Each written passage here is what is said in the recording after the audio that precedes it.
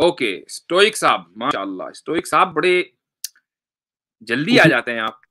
जी, यानी अस्सलाम मुझे हर वालेकुम एक मुफ्ती साहब। मैं लिंक अस्सलाम पेस्ट वालेकुम। करता हूँ, वो ऊपर चला जाता है, मुझे नहीं मिलता, आपको मिल जाता है। आप इस मामले में बड़े माहिर हैं। जी, अस्सलाम वालेकुम मुफ्ती साहब, मेरी आवाज़ आ रही है आपको? वालेकुम सलाम। जी, जी, बिल्कुल सुन पा रहा हूँ। नहीं वेलकम। देखिए, मैं आपको पसंद करता हूँ, मैं आपको सुनता हूँ रेगुलरली और मुझे आपका अंदाज़ बड़ा पसंद है। इसमें मानने में कोई हमारे इख्तिलाफ़ात फ़िक्री इख्तिलाफ़ात अपनी जगह, बिल्कुल, लेकिन I appreciate you as a scholar of Islam और जिस तरह आप अच्छे तरीके से बात करते हैं। शुक्रिया। तो अच्छा, मेरा बिल्कुल डायरेक्टली रिलेटेड तो नहीं है टॉपिक से, थोड़ा-सा रिलेट हो भी सकता है, लेकिन मैं आपसे अंडरस्टैंडिंग लेना चाह रहा हूँ। जी, काइंडली क्लियर कीजिएगा कि मुर्तद और मुल्हिद यानी इर्तिदाद और इल्हाद, इन जी। दोनों में फ़र्क क्या है? और क्या इन दोनों में सज़ाओं का भी फ़र्क है या नहीं? In an Islamic state. फिर मेरा एक और छोटा-सा क्वेश्चन है, वो आप पहले आंसर कर देंगे। जी, इल्हाद आम है और इर्तिदाद ख़ास है। यानी इल्हाद कहते हैं खुदा के वजूद का इनकार करना। वो अम, एक आदमी खुदा को नहीं मानता या ये कहता है कि भाई मैं एक कुव्वत का कायल हूँ, लेकिन उसके अलावा मैं किसी चीज़ को नहीं जानता हूँ या नहीं मानता हूँ, ये इल्हाद हो सकता है, बल्कि है। फिर उस इल्हाद में जिसको हम एथीज़्म अंग्रेज़ी में कहते हैं, उसकी कई किस्में हो सकती हैं, डीइज़्म वगैरह-वगैरह। लेकिन जिसको हम इर्तिदाद बोलते हैं, उसका तर्जुमा हम अपोस्टेसी अंग्रेज़ी में कर देते हैं, उसका ताल्लुक सिर्फ़ इस्लाम से है। यानी एक आदमी अगर मुसलमान था और उसने फिर इस्लाम को डिनाउंस कर दिया और वो मुर्तद है। अब चाहे वो डिनाउंस करने के बाद ईसाई बन गया हो, वो यहूदी बन गया हो, कुछ और बन गया हो या वो खुदा का मुनकिर बन गया हो। तो लेकिन चूंकि वो इस्लाम से आया है तो इर्तिदाद का ताल्लुक उससे है और इल्हाद एक कॉमन टर्म है। ये मेरी अंडरस्टैंडिंग है।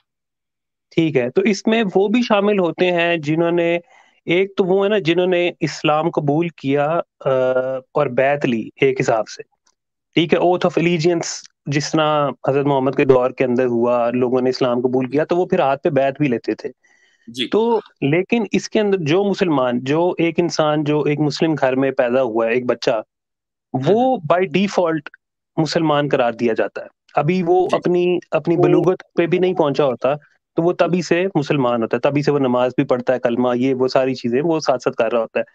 तो उ उसका फिर क्या मामला है? उसने तो इख्तियार वो नहीं किया ना, मतलब कोई प्लेज नहीं दिया उसने अपनी मर्ज़ी से, अपनी अक्ल से और होशो-हवास में। मर्तबा देखिए आप आए थे और उस वक्त भी मैंने ये बात वाजे की थी कि इसका जो ताल्लुक है ना, वो इससे नहीं है कि आप इस्लाम कबूल कर रहे हैं या उसको डिनाउंस कर रहे हैं। इसका ये असल में ट्रेजन है स्टेट के खिलाफ। यही वजह है कि इनफरादी तौर पर सजा नहीं दी जा सकती, ये स्टेट देगा तो। अब इसकी एक मिसाल मैं आपको दे देता हूं कि एक आदमी मसलन किसी भी मुल्क में पैदा हुआ। अब आप ये कह सकते हैं भाई उसने तो इख्तियार नहीं की उस मुल्क की सिटीजनशिप, वो तो बाई बर्थ सिटीजन है। लेकिन अगर वो उस मुल्क के खिलाफ बगावत करेगा तो भी बागी कहलाएगा, चाहे वो वहां पैदा हुआ हो या चाहे वो नेचुरलाइजेशन के थ्रू वहां का सिटीजन बना हो, यानी बाहर से आया हो और उसको सिटीजनशिप मिल गई हो। दोनों सूरतों में अगर वो ट्रीजन करेगा तो ट्रीजन है। तो उसका तरीका क्या है? उसका तरीका यही है कि भाई आपको अगर उस मुल्क की वैल्यूज या उस मुल्क के कानून से इत्तेफाक नहीं है तो आप, दुनिया बहुत बड़ी है, आप चले जाइए। यही बात उस बच्चे को भी जो बड़ा हो गया है और अब इस्लाम से मुत्तफिक नहीं है, उसको कहा जाएगा आप चले जाएं। और हजरत उमर रजी अल्लाह अन्हु के जमाने में यह वाकया हुआ है। यानी एग्जैक्ट तो ऐसा नहीं हुआ, लेकिन मैं आपको वाकया ये बताऊं कि एक गवर्नर था शायद सीरिया के किसी इलाके का, हजरत उमर के जमाने में उसने इस्लाम कबूल किया और वो तवाफ कर रहा था। तो नाम मेरे जहन से निकल गया उसका। तो वो तवाफ कर रहा था और साथ में एक जो बेडवीन था वो भी तवाफ कर रहा था। तो उस बेडवीन का जो पैर है वो उस शख्स के एहराम के ऊपर पड़ गया, एहराम खुल गया, उसकी चादर खुल गई। तो इनको बड़ा गुस्सा आया इस आदमी को और उसने फौरन एक उसके चेहरे के ऊपर तमाचा रसीद किया। तो ये जो बेडवीन था ये हजरत उमर के पास आया और उसने कहा कि भाई मेरे साथ तो तवाफ करते हुए ये हुआ, मेरी कोई गलती नहीं थी और मुझे इस तरह मारा गया और मैं तो किसास लूंगा, मैं भी मारूंगा।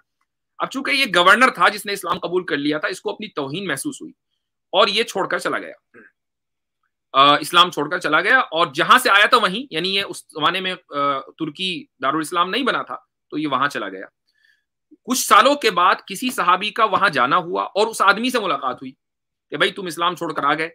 तो उसने कहा कि असल में मैं, अगर मेरे से ये किसास लिया जाता तो मेरे लोग मुझको आर दिलाते कि बताओ जी गवर्नर से वहां लोगों से पिट रहे हैं, तो इसलिए मैं छोड़कर आ गया। तो इन सहाबी ने यह कहा कि اس کو دوبارہ دعوت دی تو اس نے کہا کہ میں اسلام کی تعلیمات سے متاثر ہوں لیکن قصاص والی بات مجھ سے نہ کی جائے.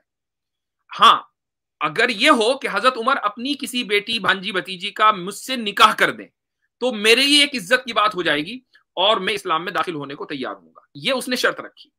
تو کہنے کا مقصد یہ ہے کہ ایک نظیر ہمارے پاس موجود ہے کہ آپ اگر اسلامی قانون سے یعنی متفق نہیں ہے تو آپ چھوڑ کر جا سکتے ہیں دنیا میں کہیں بھی, اور یہی آج بھی ہوتا ہے ساری دنیا میں ہر جگہ یہ نظام ہے. ٹھیک ہوگا, چلے آپ کا آنسر آ گیا, تھینک یو. بس ایک آخری سوال ہے, اس کے بعد میں اجازت لیتا ہوں. آخری سوال یہ ہے کہ ہم دیکھتے ہیں کہ یورپ میں یا پھر نارتھ امریکہ یا موسٹلی دنیا کے ممالک میں مسلمانوں کے اوپر کوئی قدغن نہیں ہے اپنی تبلیغ, اپنی دعوت دینے کی, جو کہ ٹھیک ہے, اچھی بات ہے, ہونی بھی کسی بھی مذہب کو نہیں ہونی چاہیے. لیکن آپ نے بتایا تھا کہ ویسے تو مجھے نہیں لگتا کہ دنیا میں اس وقت کوئی بھی پراپر اسلامی ریاست ہے, لیکن اگر وہ ہو تو اس کے اندر کسی اور مذہب کو اپنی تبلیغ یا اپنے مذہب کی جو ہے وہ اس کو پھیلانے کی اجازت نہیں ہوگی. تو پھر آپ اس کو یہ آپ کو ڈوئل سٹینڈرڈ نہیں لگتا؟ اس کے بارے میں آپ کیا کہیں گے؟ نہیں, ہم نے کوئی ڈیمانڈ تو نہیں کی کہ ہمیں دوسری دنیا کے اندر جو ہے اپنا مذہب پھیلانے کی اجازت ہونی چاہیے. جہاں نہیں ہے وہاں ہم نہیں کرتے. تو اگر دوسری دنیا بھی منع کر دے آپ کو تو پھر آپ اس کے خلاف نہیں بولیں گے؟ نہیں بولیں گے بھائی, ہر ملک کا اپنا قانون ہے. وہ اپنے ملک میں مثال کے طور پر نارتھ کوریا میں اجازت نہیں ہے.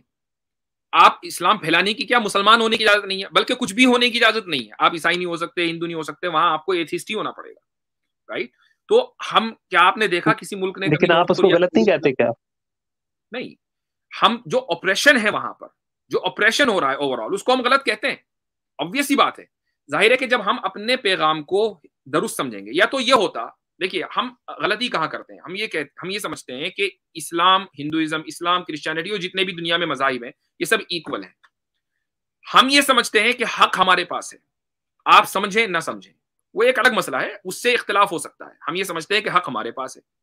جب حق ہمارے پاس ہے تو دنیا کو جاننے کا حق ہے اس حق کے بارے میں, اس ٹروتھ کے بارے میں. لیکن نارتھ کوریا نے اپنی عوام کو اس حق سے محروم کیا ہوا ہے. کیا آپ نے دیکھا کہ کسی ملک نے, مسلمان ملک نے نارتھ کوریا کے اوپر اٹیک کیا ہو یا کوئی اسٹیٹمنٹ دیا ہو؟ نہیں. چائنا میں آپ تبلیغ نہیں کر سکتے, کچھ علاقوں, اکثر علاقوں کے اندر کوئی نہیں بولتا. اب آپ انڈیا میں دیکھ لیجئے, مثلا قانون بن رہے ہیں, لوگوں کو جیل میں ڈال دیا گیا ہے. تو ٹھیک ہے, ہم پولیٹیکلی یا یعنی عدالتوں میں اس تعلق سے لڑائی لڑ رہے ہیں عدالتوں کے اندر, لیکن اگر کل کو یہ قانون بن جائے کہ مسلمان تبلیغ نہیں کر سکیں گے یا مشنریز جو ہیں وہ اپنا مشن نہیں چلا سکیں گی, تو ٹھیک ہے, کیا کریں گے؟ کوئی مسلمان ان کے اوپر حملہ کوئی کریں گے؟ ٹھیک ہے, چلیں, بہت شکریہ, تھینک یو. You welcome.